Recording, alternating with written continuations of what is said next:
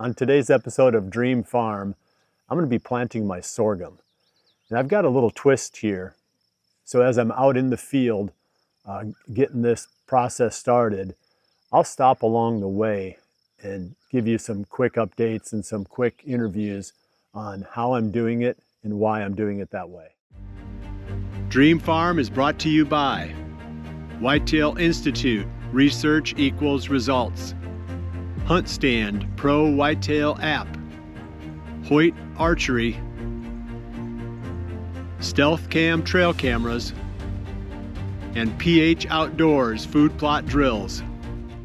The first step is figuring out what I'm going to plant with. Last year I planted my sorghum with the PH Outdoors drill. That did a really good job. I blocked 2 row droppers, sorghum out 1, block 2. So I had 22.5-inch rows. And this year I'm going to 30-inch rows. So I'm going to use my corn planter. And I've got sorghum plates that work with these planter units. And I had to replace those, put those in, took the corn seed plates out and put the sorghum plates in. So I'm going to go on 30-inch rows. And again, I could do this with the PH Outdoors drill. I just thought it'd be fun to show what you can also do with a corn planter. If I had to pick one piece of equipment for all my planting, I would pick the no-till drill, but I've got this planter. So this will give me wide spacing, and as we get out there, you'll be able to see why that's important. I'm going to plant 2 layers. I'm going to start with beans, which I've already planted, and then I'm going to plant the sorghum over the top of the beans on 30-inch rows. So it should be a pretty cool experiment. Once we get out there, I'll talk a little bit more about the settings, seed depth, seed rates, some of the other fine points of making this work. I'm going to be testing 2 different hybrids, I guess, of the sorghum for Whitetail Institute. They're going to have sorghum on the market next year. And I tested some last year that did really well. And I've got 2 more. One of these might be the one I tested last year too, I'm not sure. But I've got 2 varieties here. I'm going to have 4 rows of the one and 2 rows of the other. And I'm going to go down and back on my planting. That way I'll have 4 rows of one, and then what will this be, 8 rows of the other. And that will be a nice comparison that, the deer will tell us which ones they prefer, when they eat them. And you get a good comparison then because you're going to put the same, or you're going to have the seeds in the same dirt with the same fertilizer, all the same conditions. It's different if you'd say, okay, I'm going to plant one plot to this and another plot to something else. It's not apples to apples then. So this would be a really nice apples to apples test. It'll be fun to see how the deer respond to these 2 different varieties.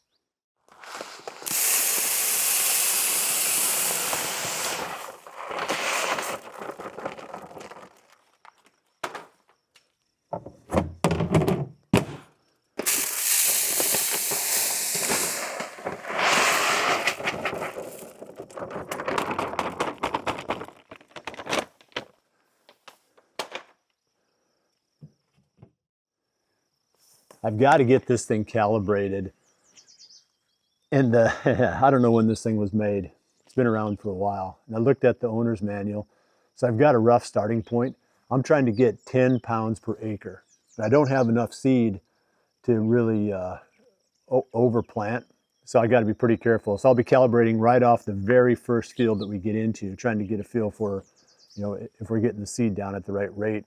If you're broadcasting it, you might go a little bit heavier.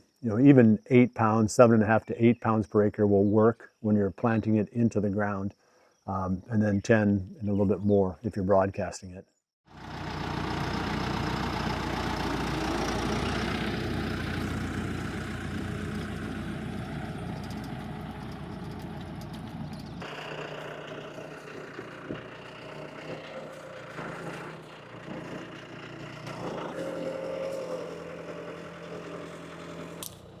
This is going to be the tricky part. Okay, I see some. Yeah. Okay, you should be able to see it here. Help me count them. I ran the planter just a little bit above ground, so it laid the seeds on top of the ground rather than burying them. And the rate's pretty heavy. What I found doing my research is, 5 or 6, 7 maybe seeds per foot. And we're probably in the neighborhood of about 10 plus. So I'm gonna knock the rate down just a little bit too.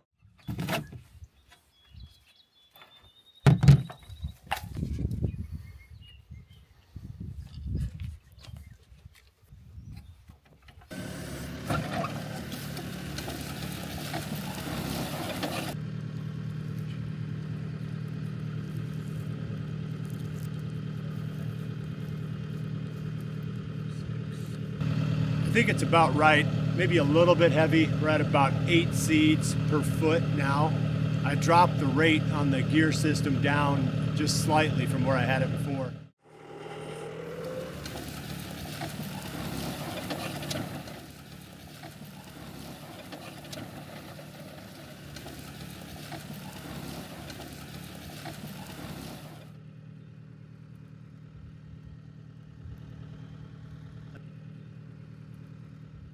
I mentioned that I was going to plant the sorghum into the plot that I'd already drilled my beans into.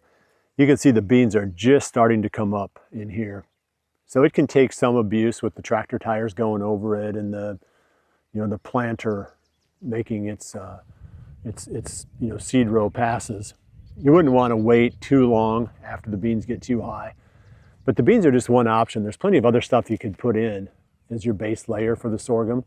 I considered like even the power plant and the Summer Slam from Whitetail Institute would be great base layer products. They've got peas in them, which have kind of more of a vining effect. They would possibly grab onto the sorghum. The only reason I picked the soybeans was because I thought I was going to have more beans up at the planting time, because you want to be able to wipe out all the competition before you plant the sorghum.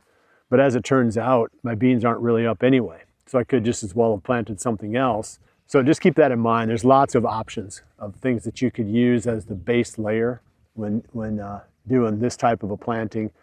It'll be fun to come back again and show you an update on these plots here in a few weeks, maybe a month or so, and let you see what's going on. How much the base layer is coming up, how much the sorghum is coming up, and how much the weeds are coming up. Hopefully it works out in my favor. Let's talk about fertilizer real quick. The base planting probably will require a different fertilizer blend than the sorghum. So I do my soil test based on what I'm going to put in on the base layer, whether it's Summer Slam or power plant like on the Whitetail Institute products, or the beans like I put in here. And then you come back and you add urea, which is just straight nitrogen in the areas where you planted the sorghum into later. So I've still got that project ahead of me. That's going to be probably a little over 100 pounds per acre, 100 units per acre is kind of my thoughts on the nitrogen, maybe 100 to 125, 150 even. It really does well with nitrogen. It's just expensive. You start throwing that fertilizer at stuff, you don't want to overload, especially with nitrogen, because that is gone so quickly, whereas the P and K will stay in the soil. The final thought, probably knock your rate down just a little bit. I got to thinking about it as I was finishing up this plot. And if I'm running full rate sorghum, that's pulling as much as you can out of the dirt, which means a lot of moisture, a lot of nutrients. So if you scale back the rate just a little bit, maybe a 75 to 80% rate sorghum compared to what you normally would for full rate, that leaves a little bit there for your base layer planting. I think that's going to be important. So this one might have been a little heavy. The whole thing's going to be a cool experiment though. I'm looking forward to seeing how this works, and hopefully I can, sometime here in the next few weeks, I can bring you an update on this to show you what the progress looks like. I've got 3 or 4 more acres of sorghum to plant, so I've got to get to that, but I'm going to wrap up the episode right here. I appreciate you joining me. I'll see you right back here again soon for the next episode of Dream Farm. Remember to always dream big.